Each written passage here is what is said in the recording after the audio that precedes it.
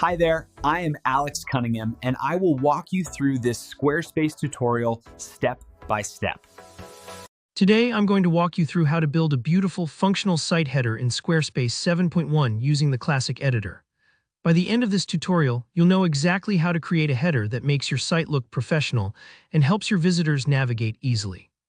Whether you want your brand to stand out with a unique logo and color scheme, or you want to add useful elements like social links, buttons, or a shopping cart, I've got you covered. Let's get started. First, when you're inside your Squarespace website editor, bring your cursor up to the site header area. It might be at the very top of your page. Think of this as the welcome mat for anyone arriving at your site. Hover your mouse over it and you'll see the option to edit site header appear. Go ahead and give that a click. This opens up all your header customization options. Right away, you'll be able to add your site title.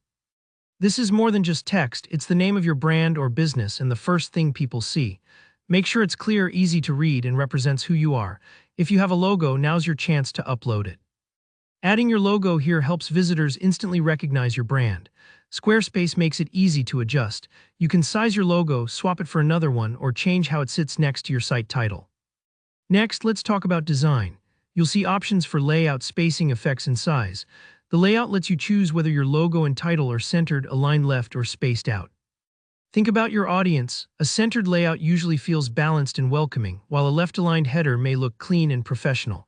When tweaking spacing, don't be afraid to experiment. Enough white space keeps things from looking crowded. Imagine your header like a business card where clarity is key. Effects are extra touches like drop shadows or special transitions. They're optional, but they can add depth or energy if used sparingly. Size is also adjustable, so make sure your header isn't so large it distracts, nor so small people can't read it. You can also fine-tune the color. This is where your header can really pop. Select a background color that fits your brand, then set contrasting text and logo colors so everything stands out.